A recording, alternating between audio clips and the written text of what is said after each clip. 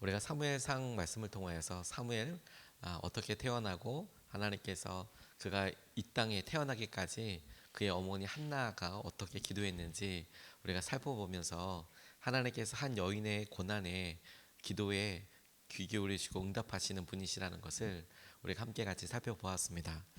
하나님께서 이 사무엘을 통하여서 꿈꾸고 계신 것들을 우리가 이제 쭉 보게 될 텐데, 하나님께서는 과연 이스라엘을 직접 그리고 가까이 다스리기 원하시는 우리의 영원하신 왕으로서 하나님이 말씀하시고 그 말씀을 듣는 사람들의 순종하며 하나님이 계획하고 계신 영광이 이 땅에 드러나더라. 이것을 우리가 어린 사무엘 그리고 그의 성장과 그를 통해서 선포되는 말씀을 통해서 우리가 알게 될 것입니다. 우리가 이런 역사적인 사실과 사무엘과 같이 역사적인 인물들에 대해서 생각할 때 그 시기를 한번 같이 생각해 보면, 그러면 조금 더 넓은 어떤 상상들을 할 수가 있습니다. 그러니까 말씀을 묵상하며 이 시대를 가만히 상상해 보면 같은 시대 사람들은 누가 있었을까? 그때 우리가 갖고 있었던 선입견이나 혹은 미처 생각해 보지 못했던 일들에 대해서 새삼 놀라게 되는데, 사무엘이 지금 어렸을 때를 우리가 읽지 않았습니까? 그런데 여러분, 우리가 조금 지나고 난 다음에 사무엘이 다윗을 만났을 때 한 나이 차가 할아버지 이쯤 되지 않았을까 싶어요. 다윗의 나이에 있어서는 아마도 다윗의 아버지였던 이새보다도 나이가 조금 더 많지 않았을까, 이런 생각을 해봅니다. 왜냐하면 사무엘이 기름 부어 세운 사울도 나이 차이가 있고 사울과 다윗도 나이 차이가 있으니, 그러니까 대충 생각해 보면 다윗이 태어났을 그때 즈음에 사무엘은 한 할아버지 나이 정도 되지 않았을까. 그럼 여러분, 사무엘의 엄마 한나가 기도하고 이럴 때 그 시기에 같이 기도하고 활동했던 사람이 누구라고 상상할 수 있냐면 룻이 있습니다. 룻. 베들레헴의 룻. 그리고 사무엘이 다윗을 찾아갔을 때 아마도 룻이 살아있을 수도 있었다라고 그렇게 상상을 해볼 수 있어요. 왜냐하면 베들레헴 살았거든요. 베들레헴에 다윗이 살고 있고 그런 상황을 가지고 있죠. 뿐만 아니라 여러분, 엘리가 살았던 그 시기, 우리가 사무엘 어머니였던 한나가 활동했던 그 시기와 아주 가까운 시기에 우리가 잘 알고 있는 한 사람이 더 활동하고 있었는데, 삼손이 그 시기에 활동하고 있었어요. 그러니까 하나님께서 이스라엘을 당신의 세우신 사사들을 통해서 하나님께서 주신 말씀과 혹은 어떤 사람에게 있어서는 능력과 어떤 사람에게 있어서는 가족 혹은 관계를 통해서 이스라엘 백성들의 연약함과 부르짖음을 들으시고 구원하셨던 이야기가 사무엘 시기에도 여전히 있었던 것이죠. 하지만 우리가 바로 앞서서 있었던 삼손과 생각해 보면, 그러면 하나님께서 그를 쓰시기도 하고 이스라엘을 인도하시기도 하셨지만 이스라엘이 당시에는 어떤 중앙 집권적인 체제를 이루고 있지 않았기 때문에 각 지파들마다 강력한 사사들이 있었고, 그 사사들의 하나님께서 말씀하실 때마다 그 사사들이 순종하고 나아가는 것을 통해 하나님은 이스라엘의 하나님이시고 직접 이끌어 가셔, 이렇게 하나님이 드러나고 계셨다라는 점이에요. 어느 순간에 블레셋과 아주 가까워지고 블레셋과 당시에 있었던 토속 신들 바알과 아스타롯이나 이런 것들에 이렇게 익숙해진 이스라엘 사람들이 하나님으로부터 우상 숭배를 함으로 인해서 하나님으로부터 멀어지고, 하나님께서 말씀하셔도 하나님께서 하신 말씀을 알아차리지 못하더라. 하나님이 말씀하시지 않았다라고 보기보다 알아차리지 못하더라.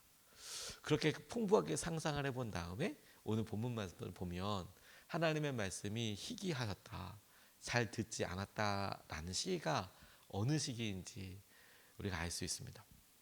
하나님께서 말을 탁 단절하시고 안 하시고 이런 얘기보다, 아니, 하나님께서는 여전히 이스라엘을 구원하시기 위하여 당신의 일들을 여러 곳에서 하고 계신 거죠. 한나의 기도와 한나의 아픔을 보셨던 것처럼 하나님께서는 룻을 보고 계시기도 하시고, 하나님께서는 삼손을 보고 계시기도 하시고, 하나님은 기스라는 사람을 보고 계셔서 그애가 낳게 될 아들 사울을 계획하고 계시기도 하시고, 하나님은 우리 삶에 아주 도처에 하나님의 말씀과 하나님의 이끄심과 임재로 우리를 이끌어 가시고 계획을 이루어 가시는 하나님이신 것을 우리가 상상해 보는 것만으로도 하나님께서 우리에게 말씀하시고 이끌어가고 계시는구나라는 것에 대한 새로운 풍부한 믿음과 은혜를 우리가 볼 수 있게 되겠다라고 싶습니다. 사무엘이 아름답게 쓰임 받을 수 있었던 이유는 부모의 믿음 때문이기도 하지요. 하지만 하나님과 어렸을 때부터 가져왔던 인격적인 관계가 가장 핵심적인 그런 이유라고 싶어요. 한나가 고난과 고민 가운데 기도해서 나았기 때문에, 하나님께 드렸기 때문에 그래 사무엘 그렇게 쓰였지, 그렇게 보아도 뭐 틀린 것은 아닙니다만, 그렇다고 해서 여러분 홈리와 비느하스는 그러면 성전에서 안 자랐습니까? 그도 제사장의 아들로 홈리와 비느하스도 잘 자랐고, 하지만 그들의 성정과 그들의 행동이 참 본이 안 되는 그런 삶을 살았죠. 하지만 사무엘 똑같이 그 성전에서 엘리 밑에서 자랐지만, 엘리의 아들 홈리와 비느하스와는 전혀 다른 삶을 살았던 이유는 그가 어렸을 때부터 하나님과 알았고, 인격적으로 하나님의 말씀을 들었고 깨달았고, 그리고 들었으니까 이야기하는 삶이 사무엘이 왕 2명이나 사울에게 그리고 다윗에게 기름 부음을 하는 그런 통로로서 쓰임 받을 수 있고, 이스라엘의 마지막 사사로도 쓰임 받을 수 있는 그런 은혜의 중요한 이유가 아니었을까. 우리가 그 역사적인 기점을 지금 보는 거예요. 하나님께서 마치 삼손을 부르시듯이 하나님께서 오랫동안 침묵하셨던 당신의 목소리를 지금 사무엘에게 들려주고 계신다라는 겁니다. 힘세고 뭐 이런 사람이 아니라 아직 성전에서 어리고 할 수 있는 거 별로 없고, 부모가 와서 옷이나 이렇게 지어주고 그것 보고 어떤 석별의 정과 부모의 정을 안타깝게 나누는 그 아이 사무엘에게 하나님의 말씀이 임하고 계시다는 거예요. 너무 귀하지 않습니까? 한 여인의 고통을 보고 주목하시듯 한 아이의 삶을 주목하시고 그에게 말씀을 걸어오시는 거예요. 여러분, 저와 여러분들도 똑같지 않겠습니까? 우리의 삶이 지극히 평범해 보이고 오늘 하루가 지극히 일상적이지만, 하나님께서 오늘 우리에게 말씀해 주시고, 사무엘처럼 한 번 말씀하셔도 못 알아듣고, 2번 말씀하셔도 못 알아듣지만, 3번 말씀하셔도 그때 조금 알아들을 수 있기만 해도 하나님은 우리를 통하여 더 놀라운 일들을 이루시지 않겠습니까? 오늘 이 말씀이 우리에게 주시는 첫 번째 질문과 우리에게 보게 하시는 내용이 여기에 있다고 싶어요. 우리가 주님의 음성을 들을 때 그 주님의 음성은 듣는 법을 배워야 하기도 하고 익숙해져야 하기도 하고, 그리고 여기에는 실패도 당연히 있다. 이거 배워야 하고 실패도 있다. 1절서부터 5절, 7절서부터 9절까지 말씀을 보면 이 상황을 이렇게 설명하고 있습니다. 어린 사무엘이 엘리 곁에서 주님을 섬기고 있을 때이다. 그때에는 주님께서 말씀을 해주시는 일이 드물었고 환상도 자주 나타나지 않았다. 어느 날 밤 엘리가 잠자리에 누워 있을 때였다. 그는 이미 눈이 어두워져서 잘 볼 수가 없었다. 사무엘은 하나님의 궤가 있는 주님의 성전에서 잠자리에 누워 있었다. 이른 새벽 하나님의 등불이 아직 환하게 밝혀져 있을 때에 주님께서 사무엘아 사무엘아라고 부르셨다. 그는 제가 여기 있습니다 하고 대답하고서 곧 엘리에게 달려가서 부르셨습니까? 제가 여기 왔습니다 하고 말하였다. 그러나 엘리는 나는 너를 부르지 않았다. 돌아가서 누워라 하고 말하였다. 사무엘이 다시 가서 누웠다. 7절, 이때까지 사무엘은 주님을 알지 못하였고 주님의 말씀이 그에게 나타난 적도 없었다. 주님께서 사무엘을 3번째 부르셨다. 사무엘이 일어나 엘리에게 가서 부르셨습니까? 제가 여기 왔습니다 하고 말하였다. 그제야 엘리는 주님께서 그 소년을 부르신다는 것을 깨닫고 사무엘에게 일러 주었다. 가서 누워 있거라. 누가 너를 부르거든 주님 말씀하십시오. 주님의 종이 듣고 있습니다 하고 대답하여라.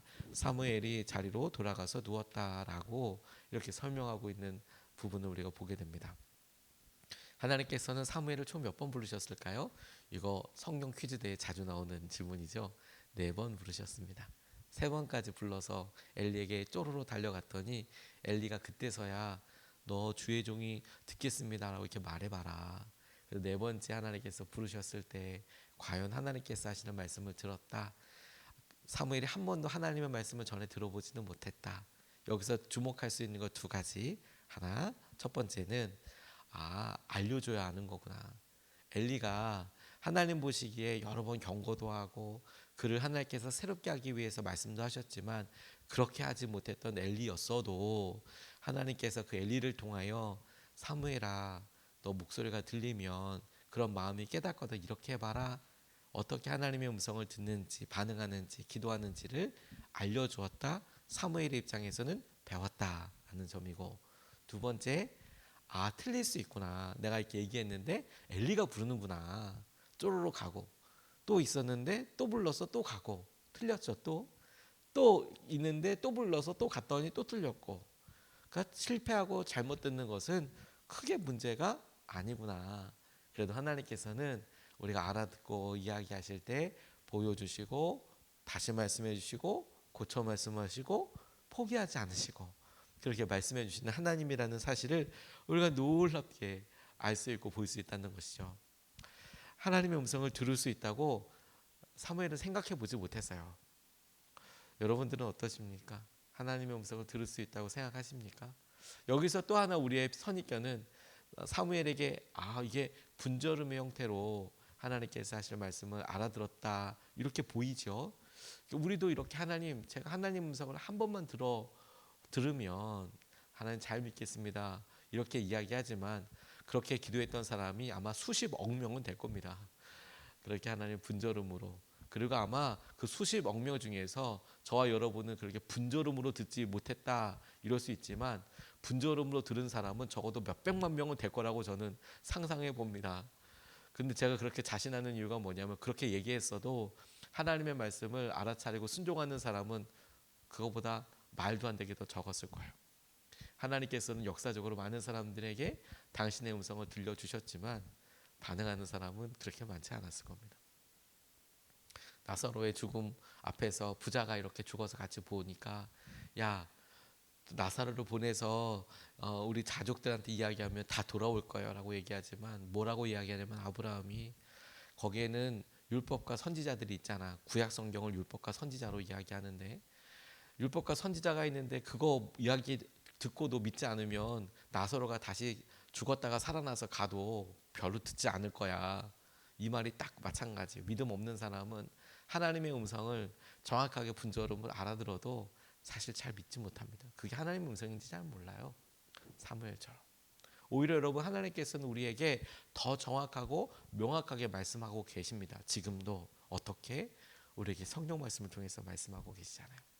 그리고 성경을 읽으며 우리가 주님을 믿고 의지할 때부터 허락하고 함께 하셨던 성령께서 성경을 읽으며 기도하며 주의 말씀을 귀 기울일 때 우리로 깨닫게 하시고 주님께서 우리에게 하셨던 말씀을 생각나게 하시고 그리고 여러 사람들을 통하여 환경을 통하여 하나 되게 하시고 기도에 응답하시면서 우리에게 사무엘이 말씀하시는 것 못지않게 아니 더 놀랍게 우리에게 말씀하시죠.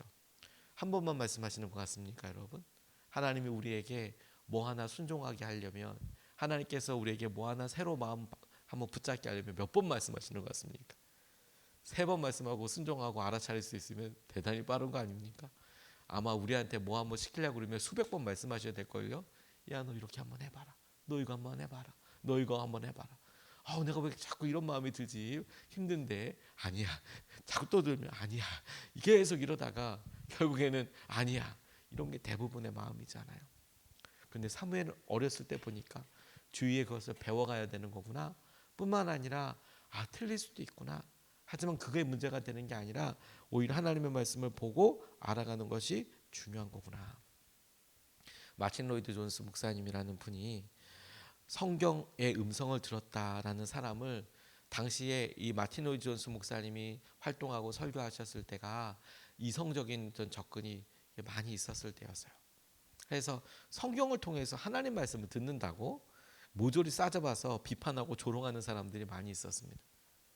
어떻게 하나님의 음성을 듣는다는 말이냐.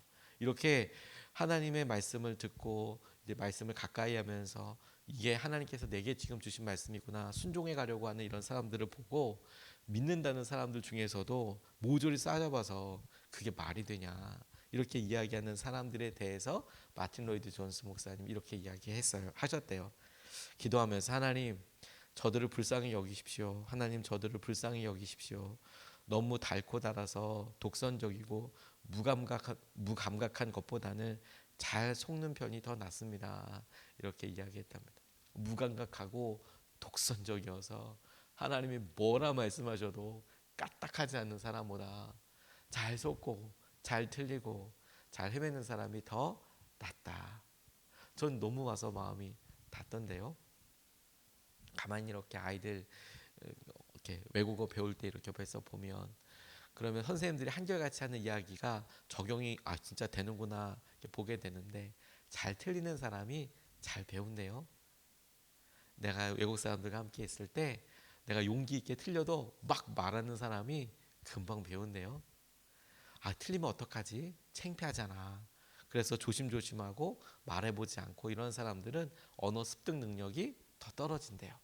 그래서 이게 무슨 성별의 차이가 아니라고 싶지만 또 성별의 차이인 것도 분명한 게 뭐냐면 남자들보다 여자들이 훨씬 언어적인 능력이 탁월하대요. 이거는 어떤 교감과 공감에 대한 능력도 차이가 있어서이기도 하지만 여성들이 더 말을 할 수 있는 기회가 많고 틀리더라도 막 이야기를 하는 편이래요. 그렇게 하다 보니까 남자들은 틀리기 싫고 그러다 보면 똑같은 시간을 투자해도 여성들이 훨씬 더 언어를 잘하는 경우들이 많대요. 하나님의 음성을 듣고 하나님께서 우리에게 지금 뭐라고 말씀하시는지 그런 갈망이 있다면 여러분 순종해 보는 거죠. 어때요? 틀리면 하나님께 또 알려주실 텐데. 아니 우리를 쓰시고자 말씀하시는 분이 틀릴 때 그거 틀렸다고 화내시겠습니까? 뿐만 아니라 그거 말리지 않으시겠습니까? 순종해 보는 거죠. 순종해 보는 거죠. 두 번째 본문 말씀이 우리에게 이야기하고 있는 것은 하나님은 계속 말씀하시고 또 우리를 기다리신다는 내용입니다. 하나님은 한 번만 말씀하시고 끝! 못 알아듣네? 이게 아니고 하나님께서 말씀하시고 또 기다리시고 하신다는 겁니다. 10절 말씀을 보면 그런 뒤에 주님께서 다시 찾아와 곁에 서서 조금 전처럼 사무엘아 사무엘아 하고 부르셨다. 사무엘은 말씀하십시오. 주님의 종이 듣고 있습니다. 하고 대답하며 하나님께서 사무엘에게 이스라엘을 향하여 갖고 계신 계획들, 엘리 제사장 가문에 있을 일들을 이렇게 알려주시는 이야기가 나옵니다. 주님께서는 우리가 알아들으실 때까지 이야기하세요. 우리가 알아들을 때까지. 근데 여기서 한 가지 구분해야 됩니다. 구분이라고 표현하는 게 뭘 구분해야 되냐면 불순종하는 것과 못 알아차리는 것과는 차이가 있다는 거예요. 하나님의 말씀이 내게 깨달아지고 하나님 내게 이거 원하시는구나 라고 이야기가 될 때 못 알아차리는 것은 이건 사실 우리 죄가 아니잖아요. 근데 불순종하는 거는 이건 사실 우리의 의지가 들어간 거 아닙니까? 못 알아듣는 것에 대해서는 몇 번이고 말씀하시죠. 그게 화낼 일입니까? 몇 번이고 말씀하시죠. 그래 사무엘, 그래 사무엘. 4번이나 말씀하시면서 어느 구절에 어느 부분에 사무엘에게 하나님께서 화내는 것 같으십니까? 야, 좀 알아먹어라. 이렇게 말씀하고 계시는 것 같습니까? 전혀 아니죠. 사무엘아 사무엘아 쪼로로 엘리한테 가고 사무엘아 사무엘아 또 사무엘아 사무엘아 사무엘아 사무엘아 그러지 않습니까? 우리가 우리 자녀들에게나 조카들에게나 얘야 얘야 이렇게 얘기할 때 엄마 엄마라고 나를 부르라고 할 때 아빠 아빠라고 나를 부르라고 할 때 한 번 부르고 맙니까? 3번 부르고 맙니까? 수백 번 수천 번 그렇게 부르지 않습니까? 아빠 엄마 부르라고 하지 않습니까? 그렇게 나를 부를 때까지. 제 첫째 딸 우리 은혜가 태어났을 때 너무 행복하고 자기 눈에 안경이라고 세상에서 제일 예쁜 아이가 제 품에 있는 것 같아서 제 마음속에 굳은 다짐 한 가지가 있었어요. 얘는 우리 은혜는 엄마보다 아빠를 더 먼저 해야 된다. 그래서 아빠를 수천 번 얘기해 줬어요. 안을 때마다 아빠 아빠 계속 얘기해 줬습니다. 결과는 어떻게 됐을까요? 아빠를 먼저 얘기했다는 거 아닙니까? 아빠를. 너무 기뻤습니다. 그런데 여러분 아이가 아빠라고 저에 대해서 이야기하실 때까지 제가 포기했겠습니까? 짜증났겠습니까? 힘들었겠습니까? 사무엘이 3번만 얘기해서 알아들으면 성공했네요. 저는 한 2,000번인가 그때 당시에 육아 관련된 책을 보니까 2,000번인지 2만 번인지 얘기하면 된다고 그래서 그렇게 계속 얘기해 줬던 기억이 나는데, 그렇게 얘기해서 나를 알아들을 수 있다면요, 얼마나 좋습니까? 하나님이 여러분들의 삶에 이야기하고 계신다니까요. 거기에 우리 마음을 열어서 알아차린다면 하나님 얼마나 기뻐하시겠습니까? 그런 여러분, 우리 입장에서 하나님 내게 말씀하지 않으셔 답답해 포기해가 아니라 하나님 우리에게 마음을 열으시고 말씀하시고 기다리시고 알아차리게 하시고 그렇게 하고 계신다라는 점에 주목해야 한다는 거예요. 하지만 불순종과는 다르다. 제가 좋아하는 말씀 중에 요한복음 10장 27절 말씀이, 내 양은 내 음성을 들으며 나는 그들을 알며 그들은 나를 따르느니라 라는 그런 우리 제자훈련 때도 외웠던 말씀이 있는데, 양은 태생적으로 시력이 별로 안 좋아서 그래서 소리가 아주 민감하고 소리를 듣는 것을 통해서 목자의 음성을 분별할 뿐만 아니라 목자가 원하고 야 이렇게 해 라고 하는 그 신호를 알아차리고 그걸 구분을 한답니다. 아무나 똑같이 뭐 이렇게 한다고 가는 게 아니고, 이거 목자구나, 이걸 기가 막히게 알아차린대요. 청력이 발달해서. 근데 그 양한테 가서 야 이놈아 너 왜 앞을 못 보고 다녀, 이렇게 이야기하는 목자가 있다면 그 사람은 아마 양을 처음 보는 목자일 거예요. 오히려 아주 능숙하고 오랫동안 목자 생활을 했던 사람은 양의 특성을 잘 알고 그 양이 허투루 가지 않도록 더 많은 소리와 더 많은 손길과 이야기를 들려주지 않겠습니까? 다윗이 괜히 하프치면서 괜히 수금을 타면서 양들 앞에서 그러고 노래 부르고 있었겠습니까? 자기 목소리를 각인하고 이야기하는 거 아니겠어요? 노래하고 내 목소리 양들이 듣고 이게 목자 소리구나 알아차리고. 여러분, 하나님은 아주 뛰어나신 목자이십니다. 하나님은 우리가 못 알아차리는 거 가지고 화내거나 우리 때문이라고 이야기하지 않으세요. 하나님은 우리가 그렇게 잘 모르는 거, 헤매는 거 잘 알고 계시지 않겠습니까? 다른 누구보다도 우리를 창조하신 하나님이시잖아요. 우리가 어떤지 당연히 아시죠. 아셔서 우리가 모르는 거에 대해서는 뭐라고 하지 않으십니다. 하지만 우리가 불순종하고 고집을 꺾지 않고 하는 것에 대해서도 왜 그러는지 잘 아실 거예요. 아니 이 녀석이 왜 이러나 아실 거예요. 그럼 여러분 오늘 사무엘을 보고 주님의 음성을 듣고 살아갈 때 하나님이 계속 말씀하시며 우리를 기다리시니 온전히 순종하는 삶, 포기하지 않고 주님의 말씀에 순종해 보는 삶을 살아야겠구나. 그렇게 주님 앞에 반응할 수 있으면 좋겠습니다.